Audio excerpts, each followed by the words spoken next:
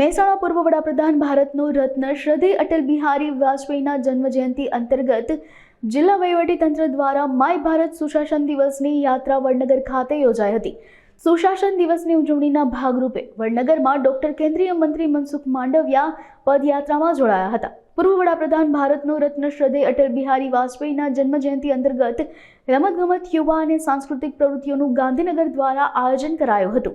આ દરમિયાન વડનગરમાં કેન્દ્રીય મંત્રી ડોક્ટર મનસુખ માંડવિયા, અન્ય મંત્રીઓ, ફેન્સી ડ્રેસમાં વિદ્યાર્થીઓ અને અન્ય નાગરિકો પણ પદયાત્રામાં જોડાયા હતા। પદયાત્રા તાનારીરી ગાર્ડનથી શરૂ થઈ ઘાસકોટ દરવાજા, રેલવે સ્ટેશન, મેડિકલ કોલેજ, અમરથોડ દરવાજા થઈને તાનારીરી પરત ફરી હતી।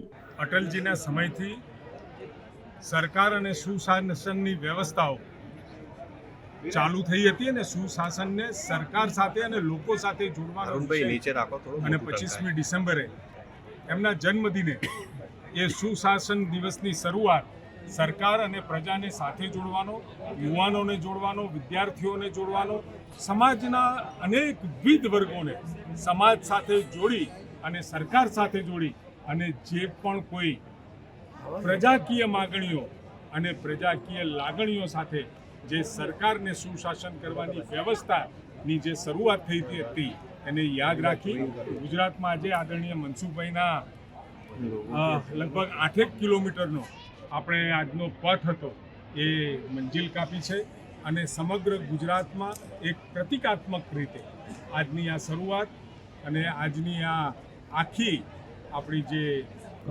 પદયાત્રા અને એ પદયાત્રાના કારણે એક ખૂબ સરસ મજાનું વાતાવરણ ગુજરાતમાં થયું છે। સુશાસનની વાત સરકાર કરતી થાય એટલે લોકો જીવતા થાય। માય ભારતના વોલેન્ટિયર દ્વારા સુશાસન દિવસના ઉપલક્ષમાં પ્રધાનમંત્રી મોદીજીના જન્મસ્થાન વડનગર ખાતે પદયાત્રાનું આયોજન કરવામાં આવ્યું છે।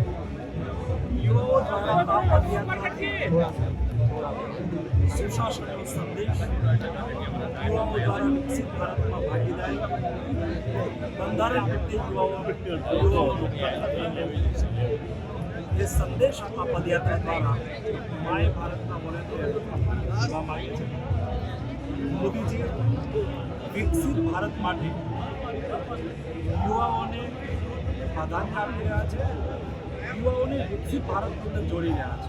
જ્યારે દેશ આઝાદીનો શતાબ્દી વર્ષ મનાવતો હોય ત્યારે વિકસિત ભારત બનાવવા માટે યુવા સંસ્કારી થાય, યુવા જ્ઞાનથી સમૃદ્ધ થાય, યુવા રાષ્ટ્રીય અને આંતરરાષ્ટ્રીય પ્રવાહો સાથે જોડે, યુવાઓ પોતાનું ઉત્તમ કેરિયર બનાવે, યુવાઓ સામાજિક પ્રવૃત્તિઓ સાથે જોડે